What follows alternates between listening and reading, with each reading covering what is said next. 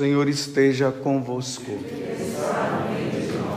Proclamação do Evangelho de Jesus Cristo, segundo Lucas. Glória a vós, Senhor. Naquele tempo, Jesus contou aos discípulos uma parábola para mostrar-lhes a necessidade de rezar sempre e nunca desistir, dizendo: numa cidade havia um juiz que não temia Deus e não respeitava homem algum. Na mesma cidade havia uma viúva que vinha à procura do juiz pedindo: faze-me justiça contra o meu adversário. Durante muito tempo o juiz se recusou.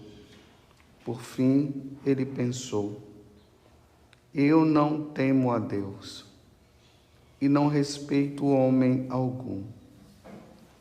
Mas esta viúva já me está aborrecendo. Vou fazer-lhe justiça para que ela não venha agredir-me.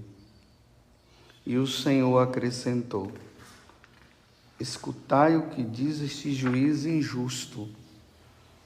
E Deus não fará justiça aos seus escolhidos, que dia e noite gritam por ele? Será que vai fazê-los esperar? Eu vos digo que Deus lhes fará justiça bem depressa. Mas o Filho do Homem, quando vier, será que ainda vai encontrar fé sobre a terra? Palavra da salvação. Glória a vós, Senhor.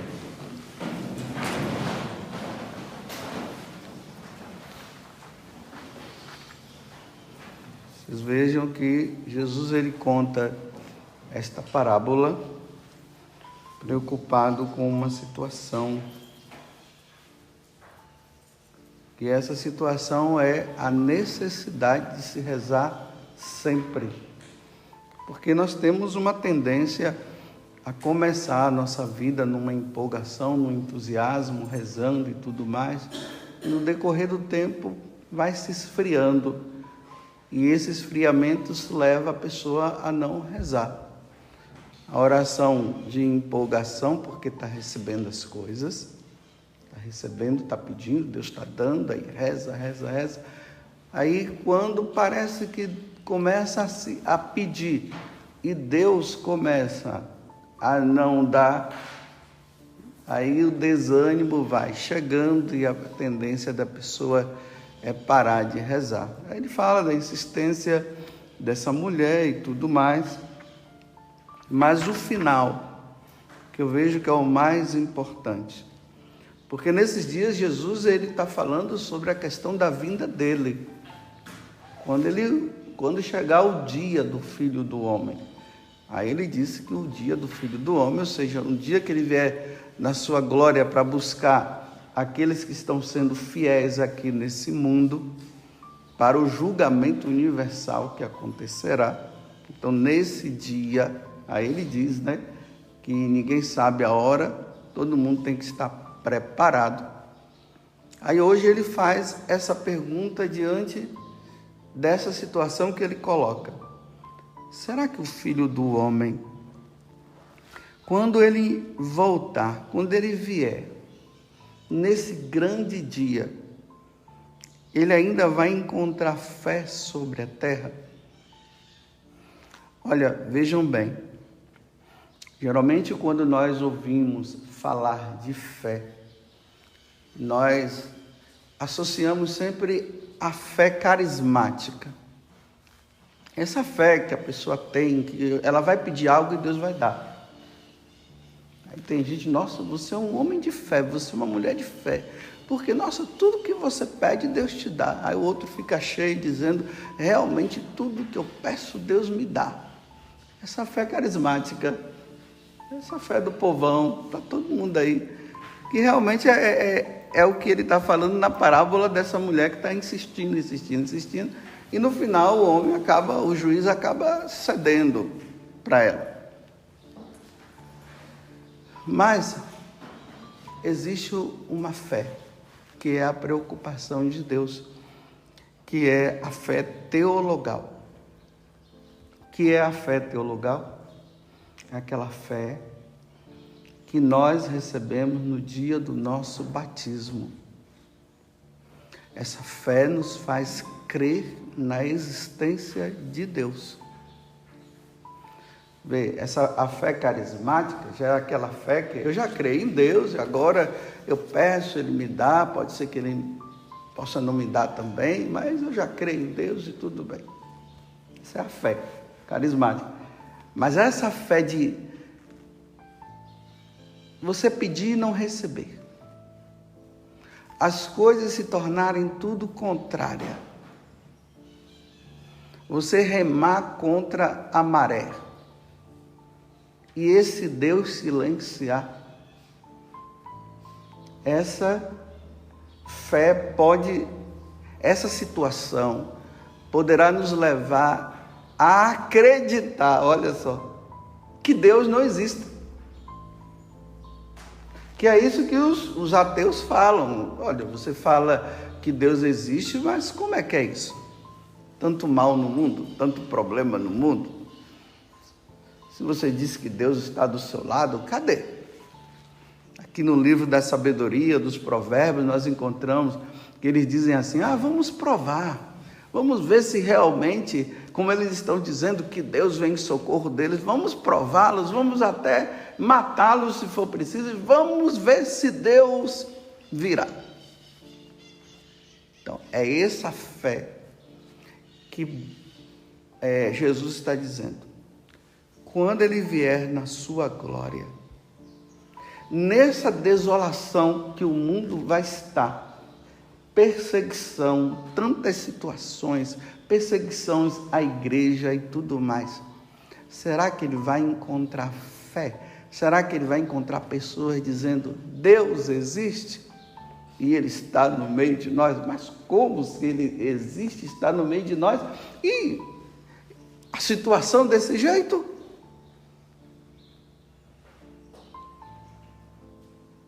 Então, nós precisamos crer em Deus,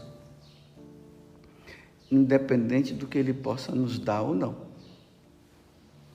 Deus existe.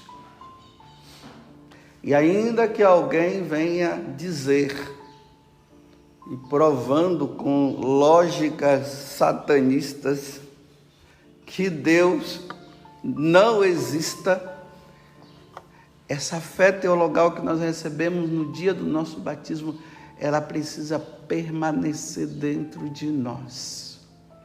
Ele existe sim. Então, diante da forma como o mundo está caminhando, será que quando Jesus vier, Ele vai encontrar fé nesse mundo?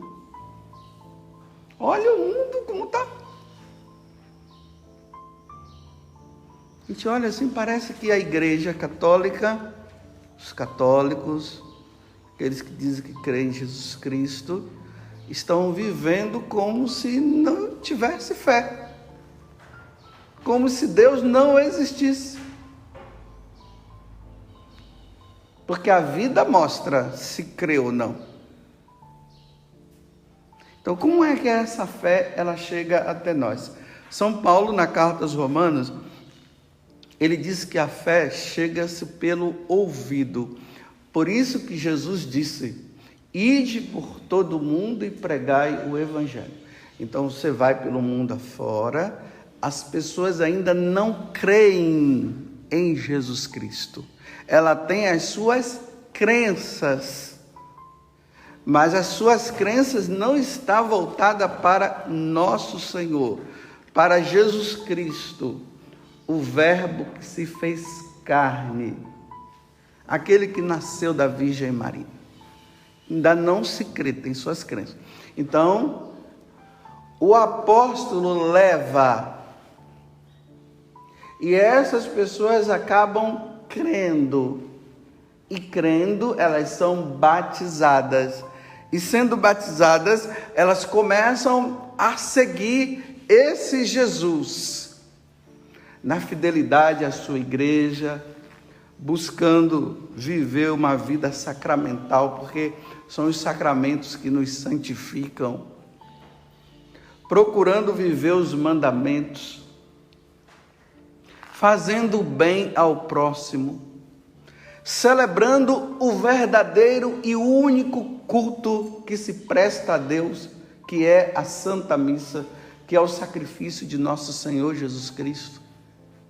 Sendo fiel ao que essa igreja deixou como depósito de fé, que nos leva a crescer nessa fé em Deus.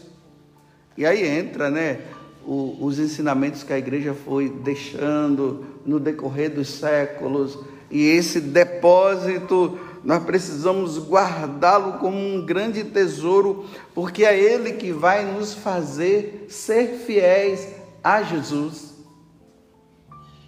Aí nós vamos vendo no decorrer da história homens e mulheres que, diante de situações difíceis, derramaram o sangue, crendo em Jesus Cristo. Aí nós vamos vendo os apóstolos, depois dos apóstolos, os outros que vieram após ele, até nós, até chegar a nós.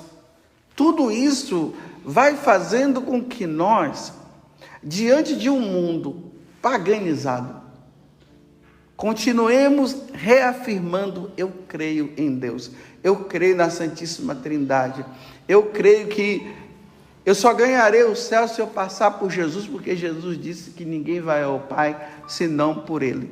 Então isso é o que os apóstolos levam, e as pessoas acabam acreditando. Repito, independente de receber uma cura, independente de fazer um pedido e Deus dá, isso aqui é apenas consequência. Porque crer em Deus independe de uma cura de um câncer. Uma cura de um câncer pode levar pessoas até a acreditarem em Deus. Mas para nós que já seguimos a Ele, nós não necessitamos da cura de um câncer para nós acreditarmos nele, porque nós já cremos nele. Nós já acreditamos na existência dele. Por isso nós vamos encontrar pessoas que, em meio a situações difíceis, até de uma doença, aonde pede, os parentes pedem, e a pessoa não é curada, e ela continua crendo em Deus. Ela continua nesse pedido que um sacerdote leve a Eucaristia, que a missa seja celebrada, independente dela receber a cura ou não, e ela acaba morrendo professando a fé nesse Deus.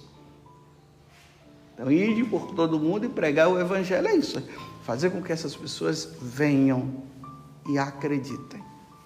É essa fé que Jesus está dizendo. Quando o Filho do Homem voltar, ele vai encontrar fé sobre a terra? Ou ele vai encontrar pessoas que até seguiram, mas diante da dificuldade acabaram abandonando e já não caminham, como diz lá no Evangelho de São João, aqueles discípulos que já não caminhavam mais com ele. E aí Jesus disse: e vocês também não vão embora? Olhando para os apóstolos. Aí Pedro respondeu: a quem iríamos nós, Senhor? Se só tu tens palavra de vida eterna, a quem nós iremos? A Buda? A quem nós iremos?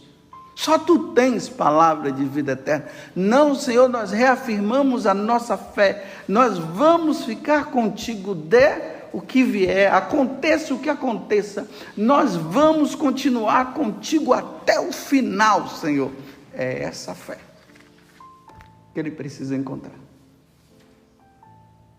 Por isso que essa fé nossa, ela é provada. Ela é provada numa doença. Ela é provada numa questão até financeira. Deus nos prova. Ela é provada numa perseguição. A pessoa está sendo perseguida, olha para um lado, olha para o outro, ninguém está do lado dele, mas ele continua perseverando. Eu creio em Jesus Cristo, Ele é o meu Senhor, Ele é o meu Salvador, não vou abandoná-lo.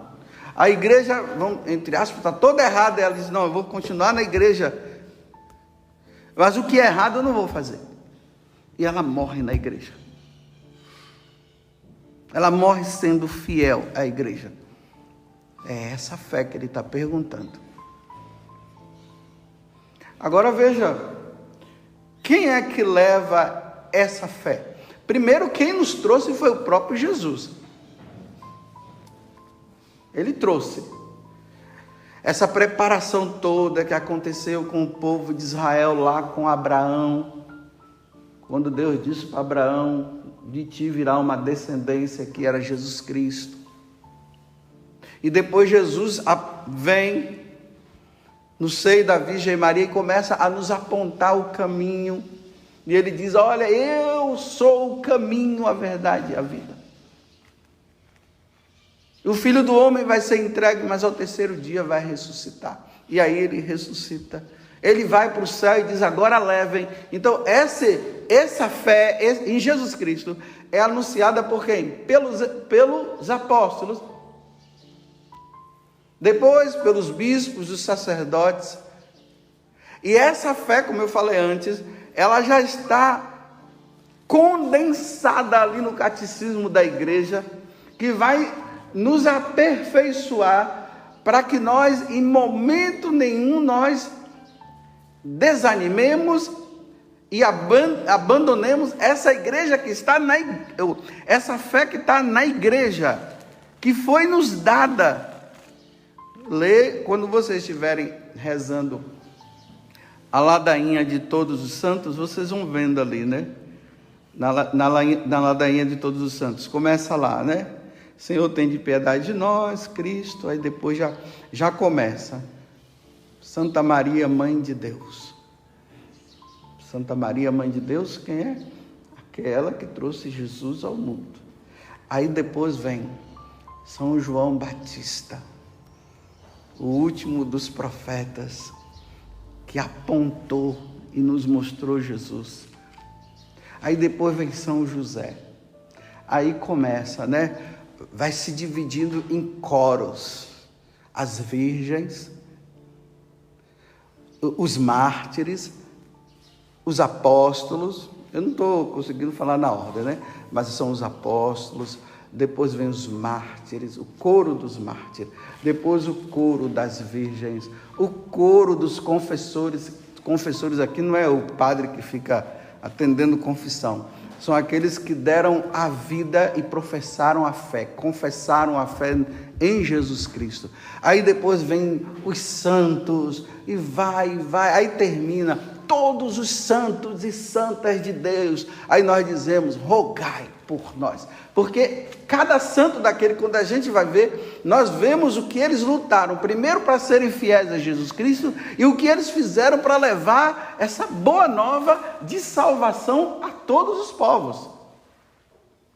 Vocês estão entendendo aqui?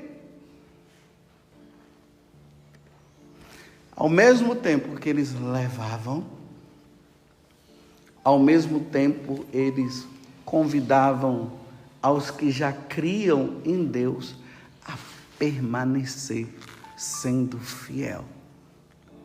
Aos que estavam longe, venham.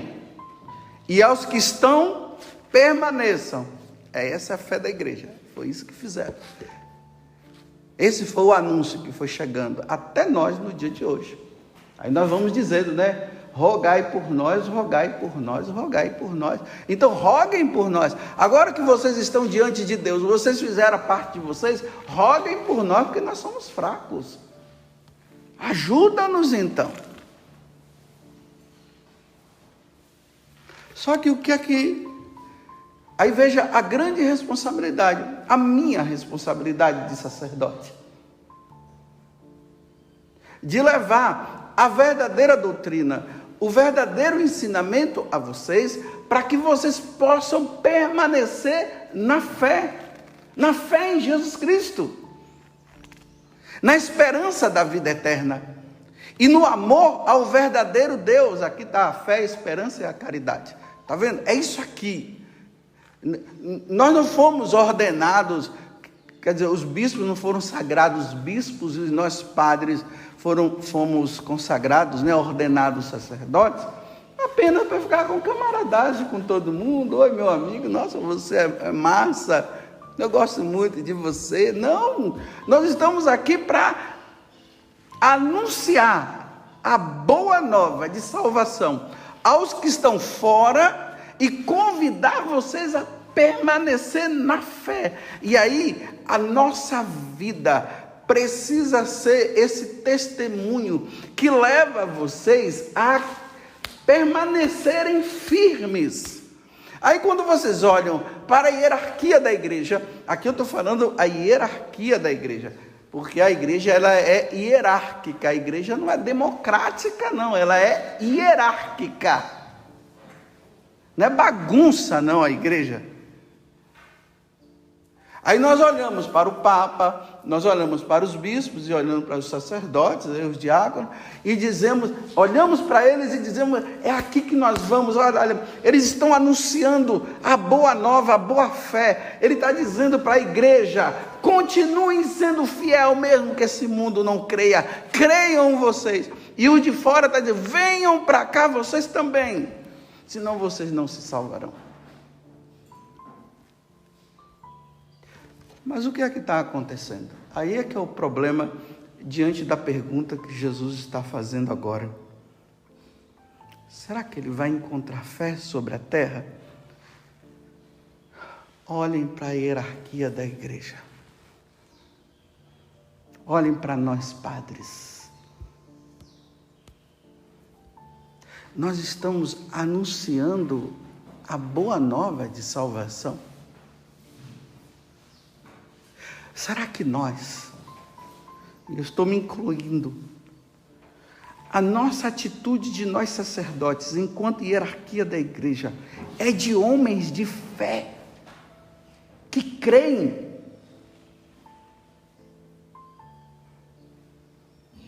É essa fé da ladainha de todos os santos, que nós olhamos para aqueles homens e mulheres, que nós vamos dizendo, rogai por nós, e quando nós lemos a vida dele, nós vamos encontrar ali mártires, pessoas que defenderam a fé, no momento que a igreja estava difícil, Deus ergueu pessoas e foi lá e foi falando e tudo, de pessoas simples a pessoas intelectuais, e olhava-se para eles e dizia, essa é a igreja de Cristo, eu creio. Mas quando vocês olham para nós hoje, será que nós, a hierarquia da igreja, temos fé? Porque aqui, meus irmãos, entra um grande problema. Se a hierarquia não leva à fé, como é que vocês vão ouvir? E como é que vocês vão crer? Só se for pela graça de Deus. Só se for pela graça de Deus. Só se for nesse empenhar-se em colocar, né, as nossas nádegas na cadeira e estudar o catecismo, estudar o que a igreja ensina, porque parece que vocês olham para nós e nós estamos dizendo tudo o contrário. Não há pecado mais. Não precisa se confessar. Não precisa. A Eucaristia é para todo mundo pode comungar sim. E a gente encontra a hierarquia dando mau testemunho, uns testemunhos assim que quando as pessoas olham, dizem assim, meu Deus, então Deus não existe não. Desculpe eu falar assim, mas aqui é real. Esses casos de pedofilia no meio de nós, da hierarquia, como é que vai levar as pessoas a crerem em Deus? E o sacerdote que abandona a igreja abandona o sacerdócio para viver com uma mulher, ou para viver com outro homem, e aquele sacerdote que chega lá No Vaticano, de lá ele diz que a igreja precisa ser mais moderada, que a igreja precisa aceitar essa questão do homossexualismo. E ele sai da igreja, porque a igreja diz, então, se você não quer viver o celibato e você ainda quer viver dessa sem vergonha, não dá para você ficar aqui. Aí o cara sai tranquilo e funda uma outra igreja.